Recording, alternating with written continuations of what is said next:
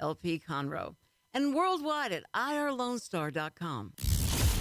Welcome to Texas Franchise Radio, where your hosts, Josh Cherry and Robbie Marlowe, bring you all things franchising in the Texas market. Franchising is one of 3 growth strategies businesses can use to expand and capture market share. Effective when done right. But there's a lot to this dynamic business model. Learn from others in the industry as we bring on all levels of franchise operators and experts. Yo, you ready? Let's go. Robbie and Josh going live, and it's time to hit the road. You were tuned in to Texas Franchise Radio. Oh, you're in the business, well, this is what you need. Reppin' Texas, they professionals up in the industry. What we talking about? We talking business models, invest in franchises. We going full throttle, learn about the industry. I know you got the questions. We're trying to help you grow and take it to the next level. Hey, welcome back, everybody. Texas Franchise Radio. It is the August show, and today we're talking fitness franchises. Coming off a good show last month, we had our good friend in here, Brian Schweiger, dropped a lot of great knowledge about franchising, real estate, commercial real estate, but more importantly, personal operating systems and just how to run a great business. If you guys missed that, go back and watch that show. Today, though, we've got some good friends on with us. We're going to get Bradley in here in a second. Another commercial broker, does all kinds of good stuff on that front. We've got Miss Cindy Irvine. Welcome, Cindy. Thank you. And my favorite co-host ever, Robert the Heartburn Marlowe. What's up, guys? What's up? All right, so as you guys know, as you heard in the intro there, Texas Franchise Radio, we're all about educating, advocating, and bringing awareness to franchising here in our local Texas market. We serve 3 groups. Business owners looking to scale through franchising, people looking to invest in a franchise, or people who have already invested in a franchise system and may find themselves now being a franchisee and how they can best operate and run their operations that way. Today, we are focusing on the fitness industry and fitness franchising in general. It is a big industry. It is booming. Before we get going too far, I'm going to start off today. Robbie and I stopped on the way. We got a couple of Chick-fil-A gift cards for all of our, what camera are we on? We over there? Yep. Okay. Yep. This camera. We got a couple of Chick-fil-A gift cards we're going to give away during the show today. Go to Facebook Live. Check us out on Facebook Live. We are live right now. Texas Franchise Radio. Got a few people watching over there already. Jennifer, welcome. Kristen, welcome. Cindy, welcome. How's that happening? All right. So the first giveaway for the first $10. We were going to do Starbucks gift cards, but then we were like, Starbucks isn't a franchise. Yep, we can't. On Texas Franchise Radio, we've got to give away franchise goodies. So we went with Chick-fil-A, also job security for Delta Life Fitness. Get everybody eating that fast food. So, all right. So the first question, leave a comment and let me know which you think is correct. And at the end of the show, we're going to pick someone who got it correct. And we're going to give away a $10 gift card, and we'll reach out to you for details on when to send this little guy. Josh Irvin, welcome. Thanks for watching. We got our man Josh in the studio with us today. Welcome, Josh. He's got some nice socks on. I don't know if you noticed. Oh, man, we might need to get those over here on the camera at some point. All right, first question for Texas Franchise Radio today. Which one of these has the most units open and operating? Is it A, McDonald's, or is it B, Burger King, Wendy's, Taco Bell, and Arby's all combined? So is it A, McDonald's, or B, Burger King, Wendy's, Taco Bell, and Arby's all combined? If you know the answer, throw down A or B there in the live chat on Facebook, and we're going to pick somebody to send this $10 Chick-fil-A gift card out to. Can I answer that question? You can't give away the answer for our listeners here. I was going to win the $10 gift card. He's texting Cassie right now to answer. That's kind of messed up. No, all right. Jennifer Hess says, "Hey, we've got some answers coming in here. We'll continue to keep up with that." All right, let's go over some basic fitness industry info, some current trends in the history. So I'm just going to read this real quick. Really, a brand new industry. Really, I mean, compared to all these other industries that have been around for a long time, especially when you consider franchising, we're a really new brand, a whole new industry here, and just within a couple of decades. So main chain, I'm just going to read this straight off of entrepreneur.com. Major chain gyms were born in the 80s, including Gold's Gym, 24 Hour Fitness, LA Fitness, the Bally Company, they targeted two archetypes: weightlifters and aerobics. That's been the narrative ever since. You either target weightlifters or aerobics fans, right? Popular fitness and entertainment personalities applied these niches, with Arnold Schwarzenegger and Lou Ferrigno defining one end of the spectrum, and then Jane Fonda and Richard Simmons on the other end. But that's been the basis, right? Like, and it does, like we call it, tone and torch. You got to have the strength training and you got to have the cardio. But that's been, since the inception of fitness, it's been Schwarzenegger, Ferrigno on one side, Fonda, Richard Simmons on the other side for the cardio. Although increasingly popular through the 80s, fitness was not yet mainstream across the U.S. 17 million people, roughly 7% of the population, pretty small, spent only $6 billion on their actual gym memberships, okay? Across 10,000 gym locations. That's the 80s. Fast forward, however, excess popularity exploded through the 90s and the early 2000s, during which time dozens of regional and national chains sprouted. By 2016, right, just 2 years ago, health club locations and memberships, health clubs were at 36,000. We now have 36,000 gyms open here in the United States, and 57 million said that Americans spent money on gym memberships. So 36,000 gyms in the U.S., 57 million 57 million people have gym memberships, to total about 27 billion. The total fitness industry is about 85 billion, but that includes like wearable tech and all these over-the-counter stuff. So we're talking just fitness membership revenue right at about 27 billion. So the question everybody asks is, are we saturated? How many times have you heard it, right? Like, fitness is too competitive. Why would you get into the fitness industry? There's just crazy amount of competitions. How do you think we stack up competition-wise compared to some of the other industries, like fast food? What do you think, Rob? Where are we at? Oh, we're just on the tip of the iceberg when it comes to fitness, especially when you're seeing the trends nowadays. Really we got it here on 2020. It's coming, but the specialized fitness, where you're getting more and more specialized, where you can have a boutique studio in every corner. Not like the big box gyms where it's one per city. We can do one per neighborhood. Yeah, and we're looking at all. I mean, me and you've been studying that for a while now. You go to entrepreneur.com, you go to Forbes. Forbes had a great article on the boutique explosion and how that's going to be. There's going to be a boutique in every neighborhood, and we're really seeing it go that way. So just as a comparison, Bradley, how many fast food restaurants in the United States do you think there are? Just off the top of your head. How many do I eat at, or how many? It's a good clarification. How many are there? How many do you think there are? Variety of them? So there's 36,000 total gyms open in the United States, 36,000 total gyms. How many total fast food restaurants are open? 480,000.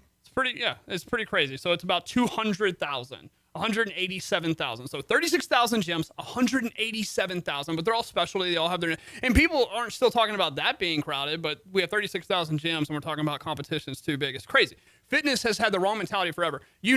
Commercial real estate. What's the first thing a fitness guy wants when he goes and signs a lease? What does he usually try to get to where no other guy can come in and... exclusivity. He wants exclusivity. When's the last time you signed one for a food franchise and they were like, we want to be the only food guy in this shopping center? No, can't happen. It doesn't happen, right? Right. But our whole mind is like back... And why?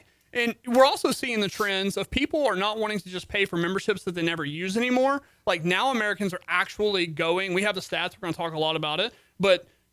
people are actually using the studios now, up quite a bit. Last year, we had 5 billion gym visits last year. Like, the trend is going to where they actually, we talked about it at the Mind Body Conference in San Diego, right? Like, the trend is going from, and why do you think that is? Like, what are some of the reasons they told us about why that trend's heading that way? What, people are actually showing up to the gym? One, everybody's taking their health more serious. We're starting to look at more preventative care than post-care. Two, our gym memberships are a little bit more expensive than, say, your Planet Fitness, which is $9, $10, or Gold's Gym, $20. We're charging $100 plus, so we really care and want to track if the person is actually showing up, and we're putting activities and things around making sure retention and attendance is there. It's also just like consumer trends too, right? Like, how many millennials have cable, do you think? Like, it's going way down, right? Like, I don't have cable. Yeah, right? Like, instead of just paying like a one-time membership for cable, like, we want to buy it on our terms. We want to buy usage that we actually, and guess what? We actually end up paying more most of the time, right? Like, but it's on our terms. Fitness is going to be the same way. People want to consume fitness. They want to pay for the classes they actually go and use. So watching these watching the usage of these fitness facilities going up, it's actually a great thing. And you're right. I mean, 36,000 gyms compared to, it's just when you think about how many markets are still available, how many units can you put in each market, when you think about 200,000 fast food restaurants, we got a long ways to go, guys. We got a long ways to go. It's looking good. To continue on just the history of fitness franchising, we'll walk you through. And Robbie and I, being in the fitness industry since 2009, really, we've got to meet some amazing people. We'll give them some shout outs here. Sean Greeley, as always, from Net Profit Explosion, coaching us up through this. But some of the people we met through that program, like Paul Fetters. Paul Fetters was like the guy, and I texted him last night just to make sure I got it right. Like in 81 and 83, like he was there he was there with Arnold Schwarzenegger at the Mecca. Gold's Gym, the one in Venice. Me and Robbie got to go, and Paul went and took us and showed us, and like this is where it all started. And really, it was just a gym for these bodybuilder type guys. And Paul, our good friend Paul Fetters, was in there like the day that a woman came in, like a stay-at-home mom, and was like, "If I pay you, will you train me to look like you?" And like personal training was born. So in the 60s, they called them figure salons. You guys remember the videos of like the lady standing there with a strap going around her? Yeah. So we had figure salons in the 60s, which brought us into the 70s with personal training, Venice Beach, the box gyms kicking off. 80s was really big with aerobics and Jazzercise. You really give the first. So you had personal training kicked off there in Venice Beach, no doubt. And then all those guys saw like, wait, if I can train 4 people at the same time that I was training one, those 4 can pay me a little less than when I do one-on-one training, and I'll make more for my time, right? I can help more people, make more money, and the end user can pay a little less. And then the natural thing that came after that was obviously group training. We moved into the 80s with Jazzercise. Jazzercise, you really give Jazzercise the credit for being the first ever group training fitness franchise. Started at Oceanside, California. She started the same way a lot of fitness franchises do, just one unit there, then licensed it. Lawyers came in and told her, you're not licensed. You got to franchise this thing. Not sure if anybody else has ever been down that road or not. But anyway, in the 90s, we had Curves, really followed on the back heels of Jazzercise. We had Curves come on in the 90s. Curves did amazing things. I mean, they were at one point doing 7 billion in-system sales a year. That's insane, especially for at the time, when we talk about the total gym membership revenue being 27 billion, what is that, 25% of the market share? 25% of the market share? That's insane, right? And then 2000, what happened? We all know CrossFit came in, and so it took the group training just a little bit further. They said it can be group training, but it can be more intense. It can be harder. It's not what our generation considered easier workouts like curves and Jazzercise. We wanted something tough, something that left us laying on our back. Man, that was tough workouts. So CrossFit really changed it started on the East Coast. I've always thought Greg Glassman, the whole thing started on the West Coast, but it actually said it started like Boston. Oh, really? Which I thought was really weird. Maybe somebody got their facts wrong. I know like one of the early affiliates was Seattle, wasn't it? Oh, yep. So maybe it just jumped. Yeah. Not sure. Huh. Well, those guys went all the way up to almost 11,000 units themselves. Kind of took a little bit of a backslide, but they've had a good run too. CrossFit, really changed the landscape for the type of workout we want. 2010s, though, you had your guys, Bedros Keuilian leading the way. He was really one of the pioneers. Adventure Bootcamp, Fit Body Bootcamp. We got on this Bootcamp fad, right? And some of those were like 100 people in a park compared to one instructor. So it got a little too out of hand. So we went from personal training in the 80s all the way to like 1 to 100 people in a park. And then, as we've moved into the later half of 2010, 2020s, I think you give this credit to Orange Theory. They've done it better than everybody else. They kind of came in and took what even CrossFit did, give you a tough workout, but they not fix, because, CrossFit's a great culture, a great program for the people who love it. But they kind of they eliminated. There's no time wasted when you go into an Orange Theory. You're instantly getting right into it, right? You're not sitting around, like, you don't gather around the whiteboard and they explain the workout. Like, you're going.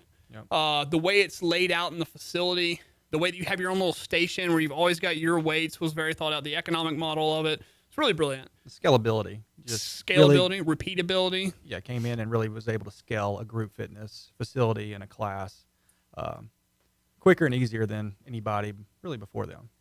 Yeah, so if you go back and compare this, if you compare the modern day Orange Theory Fitness, the economic model, the way it works, the way you pay to play, Orange Theory actually wants you to go in and use the facility so they can charge you your memberships. Like, so how long have we had that model as a country? How long have we had that model to look at? Like, a really fine-tuned that model? 4 years? 5 years? I mean, they started franchising and they took a whole year off in 2012, rebuilt some stuff. 2013, they were still figuring things out. You figure 2014, really? We've had 4 years.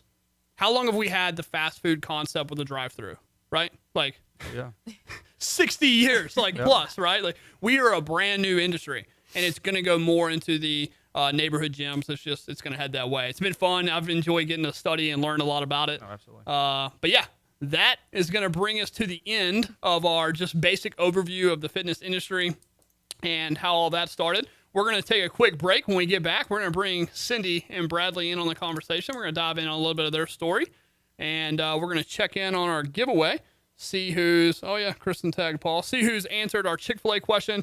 We're giving away a $10 Chick-fil-A gift card. Just go on there and answer, who do you think has more units total open today? A, McDonald's, or B, Burger King, Wendy's, Taco Bell, and Arby's all combined? Which one has the most locations open? And we'll be right back.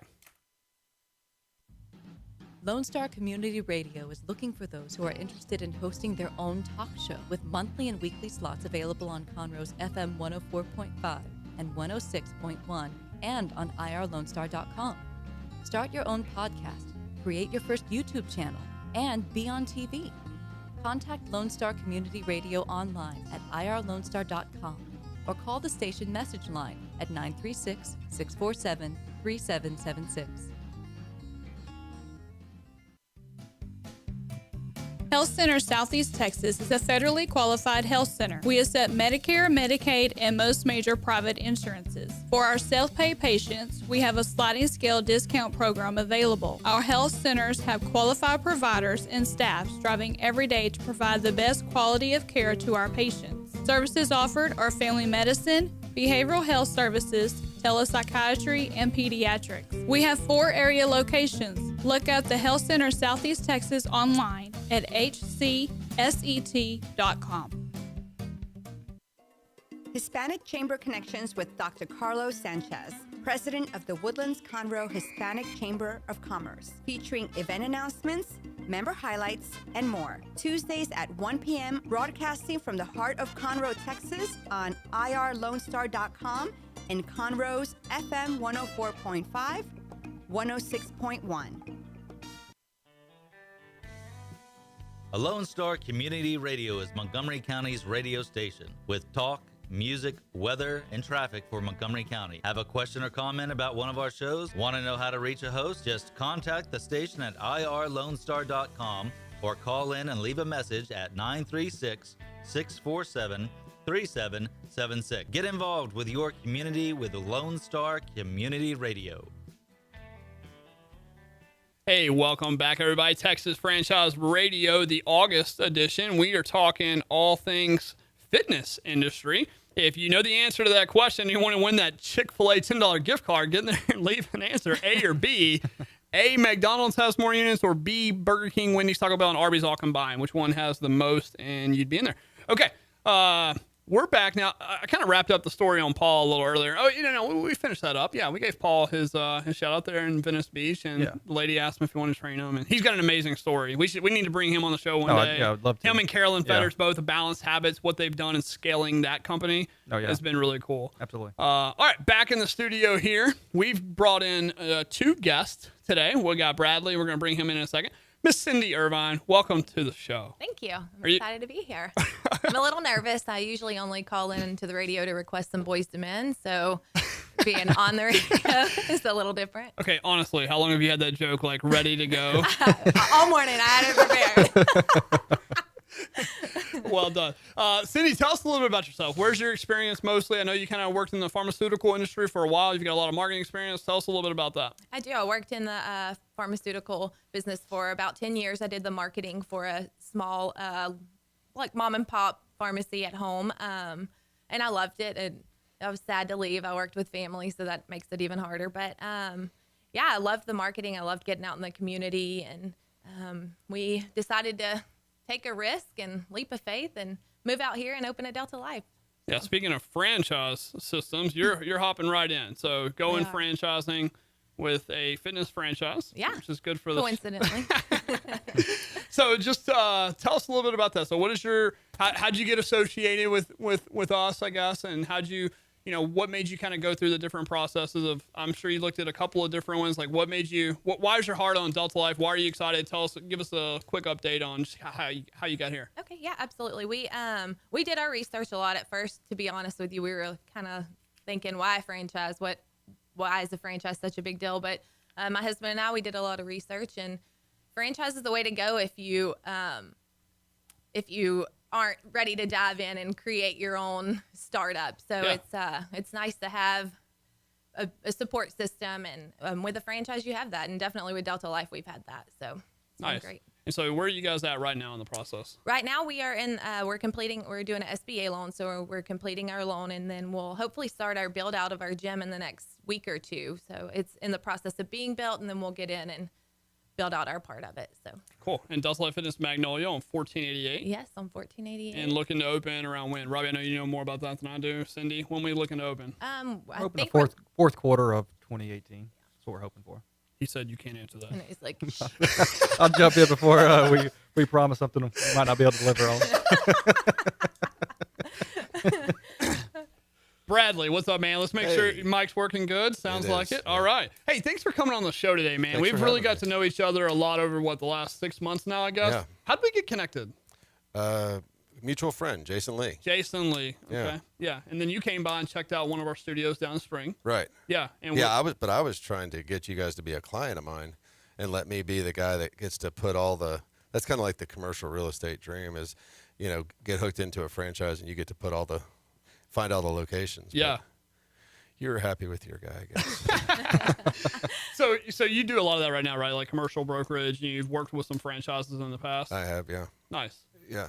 And so getting to know you a little better, and since we've been talking, one of the reasons, like Robbie and I, everything we just talked about, the fitness industry and how I got here, like Robbie and I know a lot about that. It's our whole world. It's all we've studied since 2009.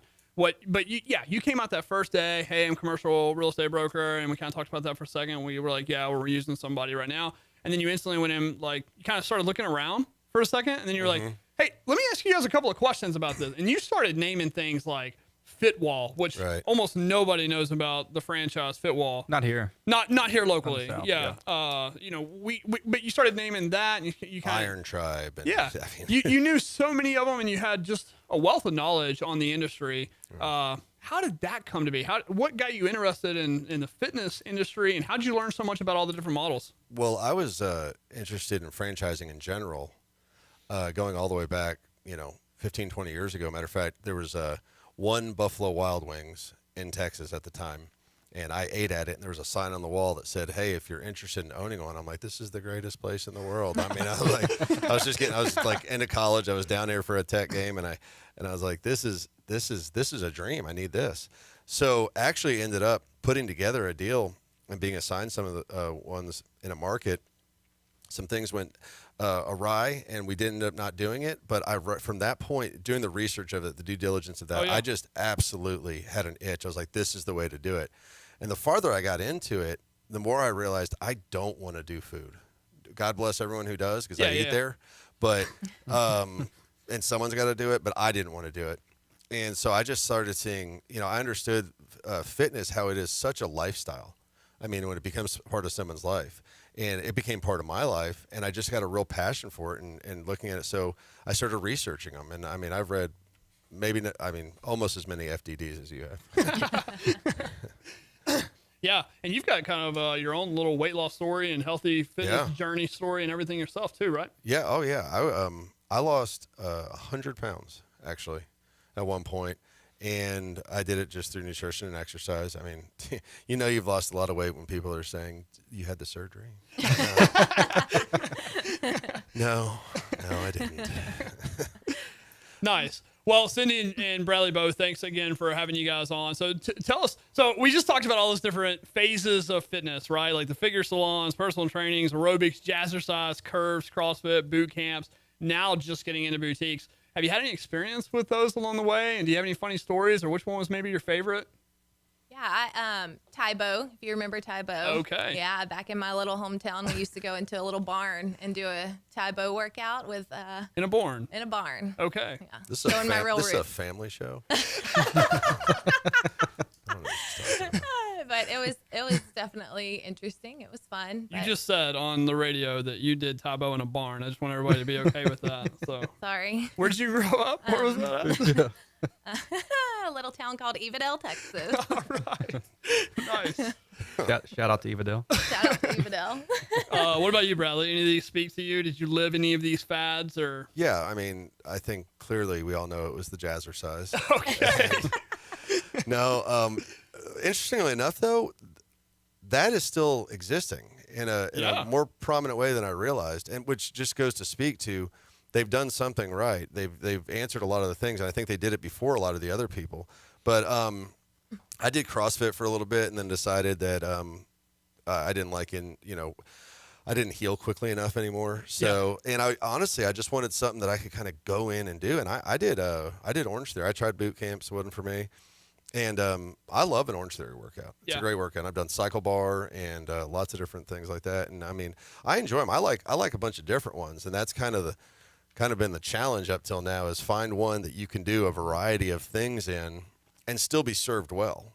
You know, pick one thing and do it better than everybody else. But at a point, people are fickle. You know, I don't want to ride a bike anymore every day. No, you know? It's so true. And that's one of the things we talked about at Mind Body. And so I think my personal perspective, I think we're going to see the fitness industry go one of two ways, and maybe a combination, right?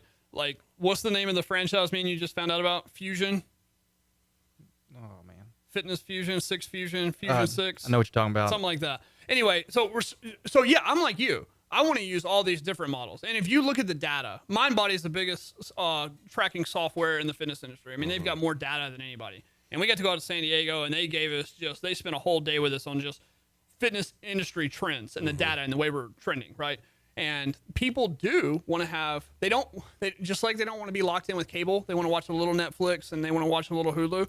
People want to be able to do a Delta Life Fitness workout on a Monday, go for a run on a Tuesday, do a cycling class on a Wednesday. Not everybody, right? You're still going to have your people that's my tribe, that's my one thing, and I go there. But I think the models that are going to have a tough time are the ones that are going to be exclusive. And if you're not just an unlimited member here, you can't train here, I think they're going to lose. I think you still offer that, of course, because you're still going to have the majority of your people that just want to come and be a member, and that's a thing. But I think you've got to set up flexible pricing options to where drop-ins can make sense, where I can go. And then eventually we need to all be able to be in the same shopping center, and that'd be okay, right? And we help each other. And you have your niche, and you figure out how you're different. You know, Chick-fil-A knows how they're different than McDonald's, and you serve based on the niche that you're best at. Like, I think I see it going that way. You agree? I absolutely agree. I mean, let's talk. I mean, the elephant in the room, you're kind of dancing around it, but it's Orange Theory, okay? Orange Theory is run and row, and it's great. But there comes a point where I'm tired of doing run and row. Orange Theory, the differentiator there is they were first in the market, and they did a really good job of getting it out there. And I think Orange Theory, I mean, they've crossed the 700 franchise mark. So, I mean, they've got the longevity. It's happening. But I think the opportunity, which is what a lot of people are looking for. Okay, Orange Theory sold out. How do I can't get an Orange Theory? So you're looking for an opportunity. Is looking for those differentiators. Who's offering a unique value proposition, and hopefully more than just one thing. I mean, if it's multiples, it's even better. Who's offering a better level of customer service, just even the value of what you're receiving. Cycle Bar gives away a water bottle. I mean, it is junk. It melted the first time I put it in the in the deal. But you know what? I still appreciate it getting it. Oh, absolutely. I like free things. Everyone likes free things. And you know what? I can grab another one the next time and use it that day. So I don't have to remember. So it's little things like that. Yep. And being able to be, you know, the accountability. So as far as you've got to go in and say, you got to feel like I'm getting a value. And if you feel like you're getting a value, there's no end to the people that will spend the money. You know, no doubt about it. And that's one of the things I've enjoyed about getting to know you, Bradley, is just you're very well versed in you know, like I said, we travel all around the world getting to sit in some big rooms with fitness people, but you really understand this industry in a real way that not many people do. And I value that a lot. So some of the things you were saying to me, you've looked at some other models, right? And you've seen some. Tell us about why is it bad to just go into one that maybe just kind of Orange Theory is going to have a lot of copycats, right? There's going to be people who just knock it off and copy it. What's the upside there? What's the downside? What's the dangers? What do you run into? Well, Orange Theory, I mean, they're going to be fine. Okay, their copycats are not, and actually. You know, it's a temporary loss to Orange Theory when a copycat opens up and people go away. they can't service them like Orange Theory can. They just have too much of a well-oiled machine at this point. So you're going to go, you're going to be disappointed, and you're going to leave, and you're going to go back to Orange Theory. So that's just an ebb and flow. And in any franchise that is that membership model, that's all, and it is an ebb and flow. It's a keeping the numbers. So, but I've looked at some other, Fitwall's an example. I mean, I don't want to beat up these guys, but I mean, what happens when people don't want to climb a wall anymore? There's no other alternative there. And so I think somebody that offers a variety of things and that also offers the ability to scale, not just in scaling the numbers of gyms out there, but able to scale what they do. You have your core, do what you do. But the workouts change, like you guys got a tire flip machine. That's great. I mean, I didn't even know they made those. That's awesome. But if a tire flip, if people get where they don't want to do tire flips anymore, and I don't know, there's something else, a balance beam. I don't know what it is. A fit wall. You can put in a fit wall in a Delta Life, and I found that very attractive. That it was because that gives an owner the ability to, take some of the risk off the table on their investment. Because if you just, this isn't McDonald's. I mean, even McDonald's changes. I mean, there's always something new. I mean, I wait for the McRib to come out every year. Hence why I had to lose 100 pounds. Yeah, I'm about to say, good for you to admit that. And I really, at Delta Life, we have Robbie. Robbie doesn't talk much. People don't understand the brilliance of this man right here, but he's really, we have him to thank for that. At Delta Life specifically, he didn't want to do the L shape where we committed to X piece of equipment. He wanted the open box floor where what's awesome now can go in, but if 10 years from now that's not awesome anymore, right, we need to be able to rip it out and put in what is awesome, but stay true to the mission, which is serving women in the best 30-minute classes we can. Right, and that was one of the first things I noticed about your studio was this is adaptable. This can scale with the whims of a fickle market. I mean, get in the stock market for a few months. You'll see, well, wait a second, this was great. Well, no, people are fickle.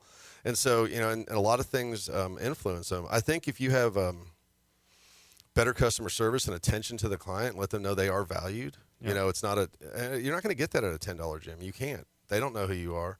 But, you become part of a culture in these boutique gyms. I mean, I absolutely know that they are the future for a period of time. There's no doubt about it. And I think specialization is going to be the key to that. Because if all you do is copycat someone else's work, and I've seen it. I've seen it over and over again. If all you do is, you have no idea what it took to get there. You have no idea. Try 40. Nope, that didn't work. Try 41. It's like WD-40. There was 39 of them before that failed, right? And so that's now true. It's in every home in America. Well, you don't know what that took to get there, so you don't know how to face challenges. So, your unique value, you got to come up with your own. And they're out there. I mean, you guys did it. I mean, you've got three. You've got three of them, all women. And for women that don't care, it doesn't matter. For women that care, it's everything. Yep. Yeah. Child care, that's huge. I mean, that's big for me as a single dad. I love the fact that there's child care. I can't work out there because it's all women, like we just said. But either way, that would be great. And then it's 30 minutes. This is a fast-paced world. And I did a workout. It's a hard workout. I mean, I didn't think it would be, but I mean, I'm going along. Kristen's up there doing her thing, and I'm like, God, I get it. I know enough. I see it. Cindy gets tortured with Kristen every morning in the garage. It's real fabulous. You still working out in garages and barns? You own a gym, and you're still working out in garages and barns. Well, that's why she's so excited to get it up in Q4. I don't want to say Q4 of 2018. No exact date yet. So this one's for anybody. Dick, we still get on time a little bit. All right. So this one's for anybody. So what are we looking forward to? So we just went down the list, right? And I think we know what the next decade is. The next decade is specialized fitness boutiques. But what else? What else is coming? What are we missing? What's right around the corner? What do you think? Well, I think I listened to a podcast not too long ago, and I think Orange Theory has done it better than anybody. Is infuse tech in your workout and be able to track. Right. And then how can we track not just progress of weight, but progress of how you're breathing or your stamina or how much weight you're lifting, and how's that going to be tracked very easily where it's not input by you, it's automatically. I don't know how you're going to do that, and I'm not going to be the one to figure it out, but how tech's going to track your workout in all different ways, not just heart rate. I thought it was very interesting on the podcast. It could be a chip in the weight, and when you go pick up a bigger weight, it sends a thing to your monitor saying, hey, you did this many reps with that weight, you got this much stronger. I think it's going to be an interesting trend in the marketplace. I don't know what. But it's got to be zero data input. No, yeah. I mean, the days of carrying around your binder with I did 10 pounds today, 15 pounds, right. or I took 10,000 steps today. It's got to happen automatically. It's got to happen automatically with a wearable, and it's got to be compatible with all wearables, because I'll wear an Apple Watch, you might wear a Fitbit, and then whatever, Garmin, whatever else is out there. So it's got to be compatible with all, but it's got to be zero input. And Fitbit really proved that your point right there. I mean, people wanted, they bought something that did nothing, but do they tell time? I don't wear a Fitbit. Because people wanted to know, I want to know my data, and I don't want to have to do anything to get it. And that's okay. That's the world we live in. But, I noticed, I've listened to you guys talk, and you guys are kind of on the front of that technology thing. You may not know how to develop it, but I'm pretty sure you'll implement it from some of the talks I've heard, like the water bottles. Yeah. No, absolutely. Yeah. We're trying to tracking how we're much always, water we're always you going to be drink. looking at that. We're always, every quarterly planning, basically, we sit down like, okay, what new has come out? What are we missing? Has any of the other and that's why, I go to a lot of brands to see what's going on. And, you have to. And we listen to podcasts continuously, because if they come out with a water bottle that automatically tracks that, we need to know, and we need to know how we can implement that, build a leaderboard around it, build more community, more specialized programming, but that doesn't tax down your employees and it isn't incumbent on the actual customer either. It's got to be zero data input. But you got to figure out how to gamify it somehow, whether it's your sleep, your water, nutrition is going to be huge. I don't know when it's going to happen, but when we can finally just take a picture of our food or scan it or something, and we know exactly how many calories. Like, as soon as how cool is this going to be? This is where I'm excited for the fitness industry. We all know, like, no matter what you do, whether you do tone and torch, which is the greatest 30-minute workout on the planet, whether you do cardio, strength training, whether you eat paleo, keto, the Oreo diet, intermittent fasting, whatever you do. Hold on, the Oreo diet. Is I there like an that. Oreo? Yeah, I like that I have to one. say, hold on. Well, I haven't heard about That's this. a thing. When I was at Texas A&M, we were going through a muscle building study, and I got to do a really big program with some doctors at Texas A&M, and they did this whole study. And we were in the beginning stages of Delta Life. I went to him and asked him, what's the number one way women can lose weight? And he's like, take in less calories than they burn. And that's like, a calorie deficit is everything. So, and we know that it's calorie deficit is everything. And so if you go 1 or 2 or 3 or 4 days in a row with having a calorie surplus, like after 12 months of that, you are going to be bigger than you are today, right? If you can string days together of a calorie deficit. So if we could do zero data input, and we wake up the next morning and it's like, oh, Cindy, you went over 200 calories yesterday, or, oh, Cindy, you were under 150 calories. Like, when we can just look down at our watch and see, like, when somebody offers you a beer and you can look down and be like, oh yeah, actually I can still have a beer because, I'm 500 calories away from, like, when we can look at that and know, I think that's going to fix a lot of things. That's going to be super cool. Yeah. Oh, yeah. I agree. Super passionate about Josh that. is having his own conversation here. Yeah. Way ahead. So, you just got to let them go. You just got to sit here and just listen. Let it happen. Yeah, just let it happen. Let it happen. All right, we're going to go to a break, but remember, we've got a $10 Chick-fil-A gift card on the line here. So either answer A or B. We're going to pick somebody with the correct answer at the end. Who has more units open? Is it McDonald's, A, or is it B, Burger King, Wendy's, Taco Bell, and Arby's all combined? And we're going to break. Statistics show that 1 out of every 6 Texans struggles with food insecurity and hunger. And many people don't eat enough fruits and vegetables every day. The Better Living for Texans program is here to help you learn how to make healthy menu choices, save money at the grocery store, prepare quick and delicious meals, get more good nutrition in your day, and get more physical activity. Classes are fun, friendly, interactive, and free, and taught in English and Spanish. We are Texas A&M AgriLife Extension, helping Texans make their lives better. The Texas A&M AgriLife Extension Service has been dedicated to educating Texans for over a century. In 1915, the Extension Program was established under the federal Smith-Lever Act to deliver university knowledge and agricultural research findings directly to the people. Ever since, AgriLife Extension programs have addressed the emerging issues of the day, serving diverse populations across the state. Texans turn to Extension for solutions in horticulture, agriculture, 4-H and youth, and family and consumer sciences. Extension agents respond not only with answers, but also with resources and services that result in significant returns on investment to boost the economy. Join us Fridays at 1 o'clock for the AgriLife Extension Hour.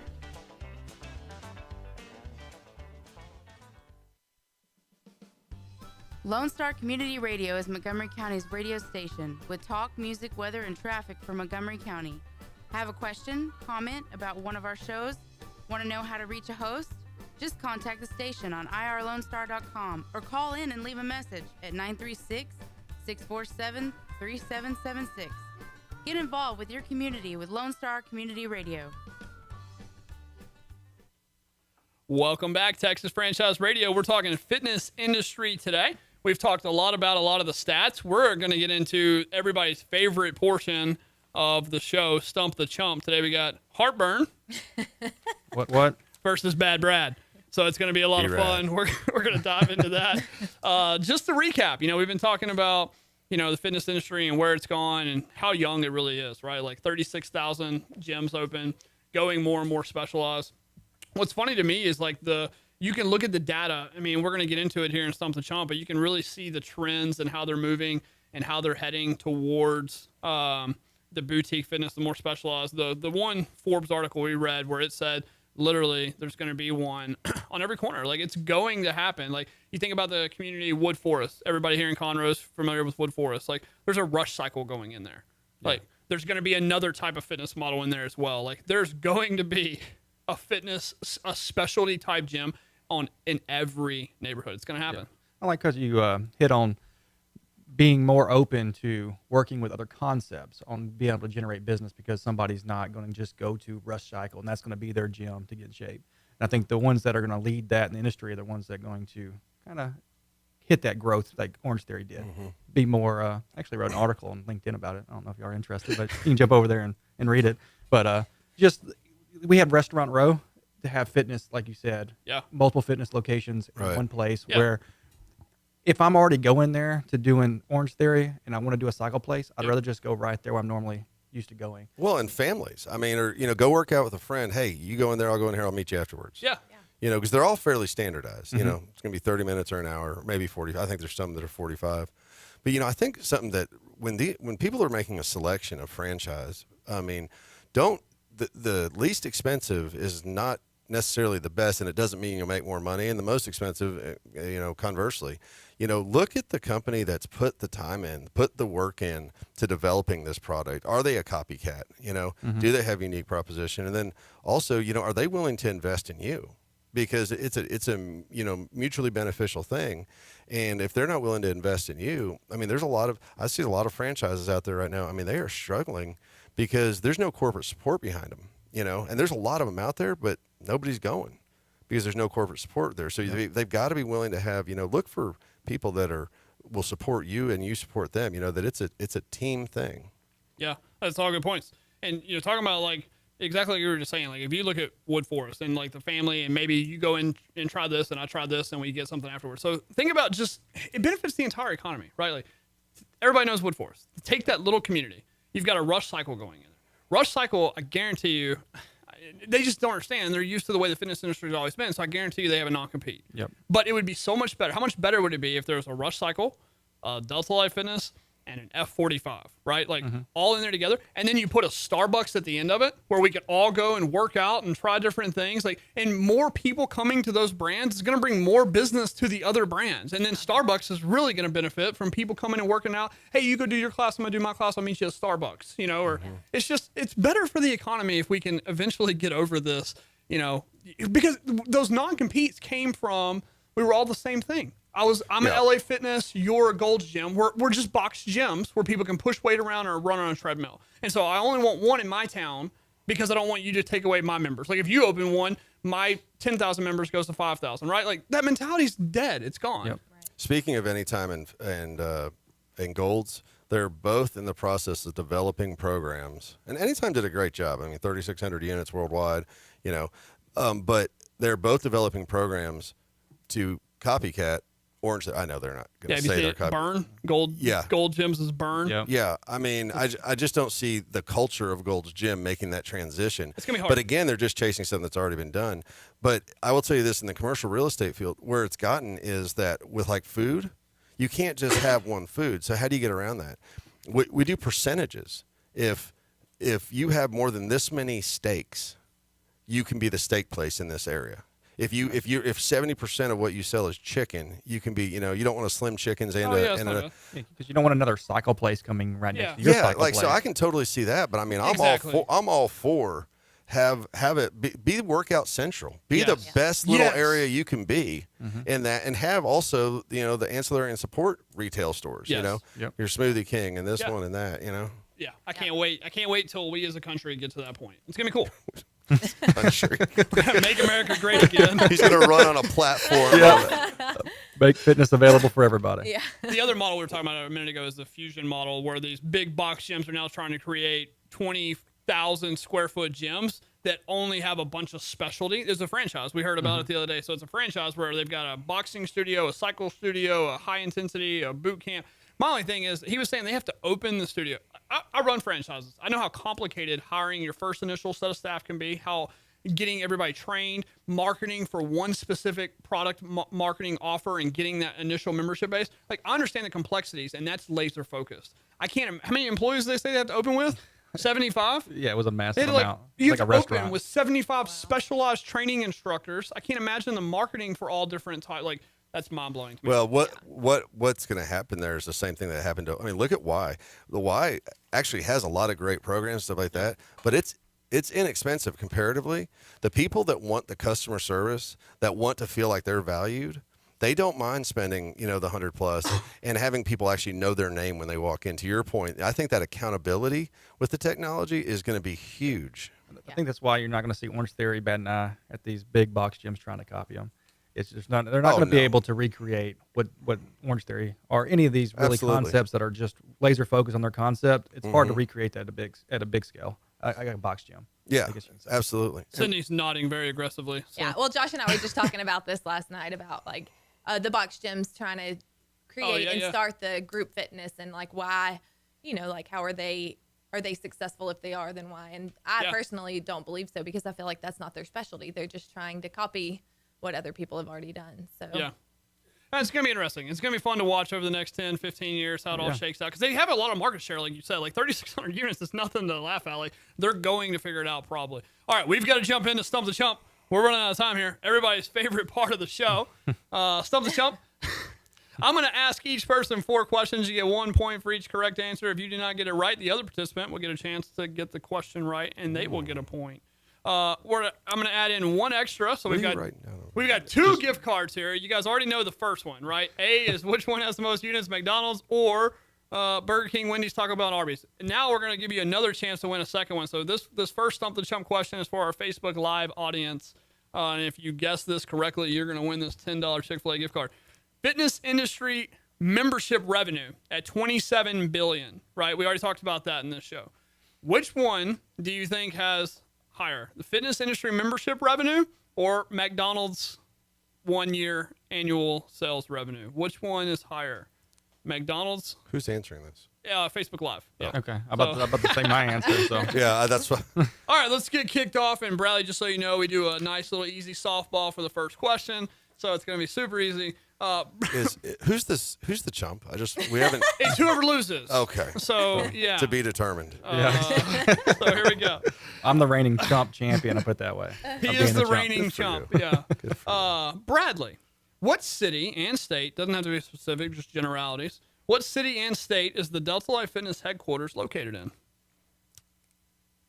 Woodlands, Texas. There you go. That is correct. It could have been Houston, could have been Magnolia, could have been Woodlands. Really, anything you'd have said? Wait a minute. Robbie, obviously another an easy softball here for you. What city and state is the very popular franchise that Duty Calls located in? I know you already know, but just to jog your memory, Duty Calls was founded in 2011, provides homeowners in their communities with year-round professional pest waste removal services. City and state, please, sir. Is that real? It is Duty Calls. This is a real franchise. Charleston, North Carolina. I don't even know if that's even a legit place. No, you scared me for a second. It's Charlottesville, Virginia. Oh, man. Robbie, I thought you knew that one. Oh, man. That'd be a good plan. You were awarded 0 points. Don't I get a chance to answer it if he misses it? Oh, crap. Yeah, sorry. Whose show is this? All right, Bradley, back over to you, my friend. Now it's going to get a little harder here.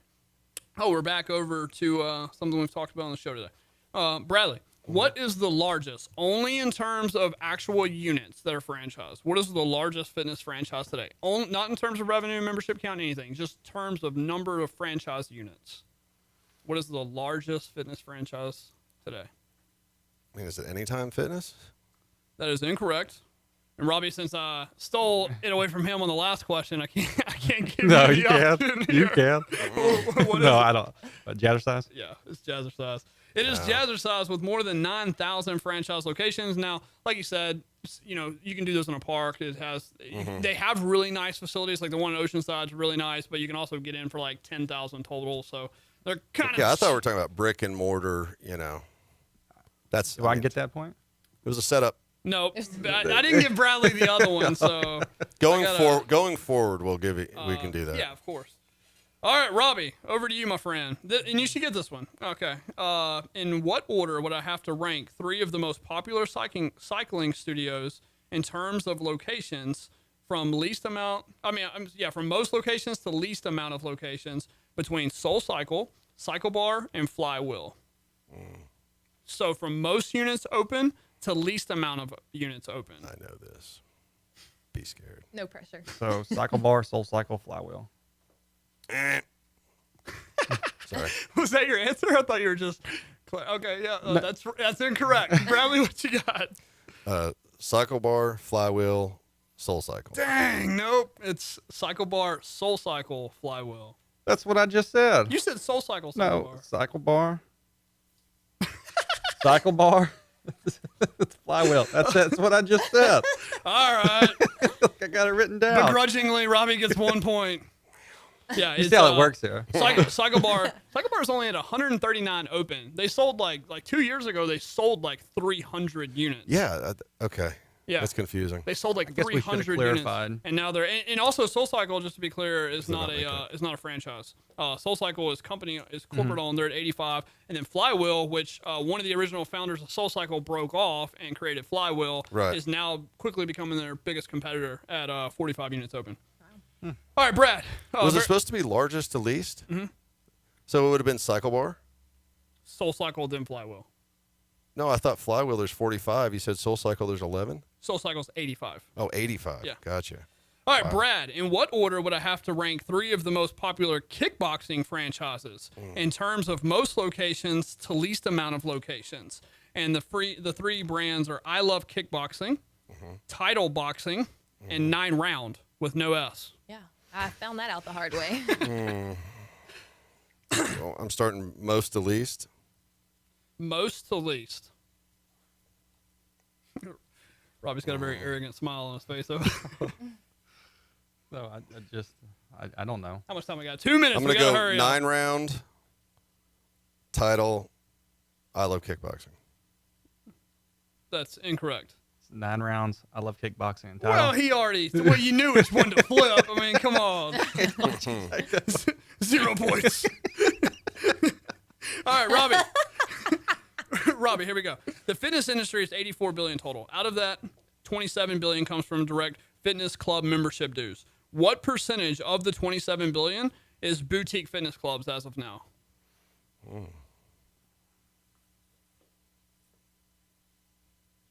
Man, $5 billion. What percentage? Percentage, Robbie. Of the 27. So wrong by default, Bradley. Bradley, what percentage? Of which total? You can pretty much say anything. You can pretty much you say any percentage and you will win. 10. I'm going to go with 10. It's 35% compared to $5 billion, which is not a percentage. Robbie loses. All right, Brad, last question for you, my friend.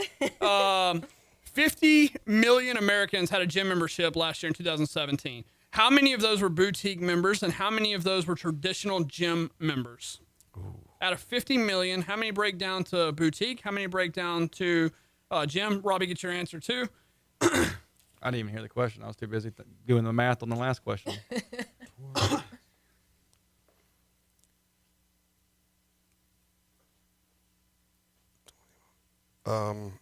30 million.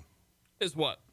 Is What was the percentage question again? Nope, it's just how many million are boutique and how many million are regular box gym. 30 million are boutique, 20 million are regular box gym. So it's the other way around. It's 18 million are boutique and 32 million are box gym. 18 because we're so new, right? Like it's such a Yeah, but I thought with the price difference, I mean, you've got Planet Fitness out there at $10 a pop. But it was just how many members. Gotcha. Yeah. All right, we're going to have to wrap that one up as the last question. Just a really interesting little thing here. 18 million Americans indicated they belong to a boutique fitness studio, up 15%. Guess how much the regular box gym industry grew in 2017? Down 3%. First time in a long time. So big box gyms went down 3%. Boutique fitness went up 15%. We'll have to save the rest for next time. Thanks everybody for listening to Texas Franchise Radio. Bradley's the winner. Whoa! Yeah. Thank you for listening to Texas Franchise Radio, where we bring on all the local franchise experts. If you liked the show, please share it with your friends. If you have any questions you'd like answered live on the show, send them to @Texas Franchise Radio on Facebook. Till next time. Texas Franchise Radio. You ready? Let's go. Robbie and Josh going live, and it's time to hit the road. You were tuned in to Texas Franchise Radio. Oh, you're in the business? Well, this is what you need. Reppin' Texas, they professionals up in the industry. What we talking about? We talking business models, invest in franchises. We going full throttle. Learn about the industry. I know you got the questions. We're trying to help you grow and take it to the next level. Straight up. Franchise operators and the experts. It's time to tune in and expand your network. So let's see how it's all done and how it's operated in the local Texas market. Time to get us educated. Robbie and Josh going live. Time to hit the road. You tune in to Texas Franchise Radio. Get your business popping. Yeah, they came to let you know. You tune in to Texas Franchise Radio. Oh.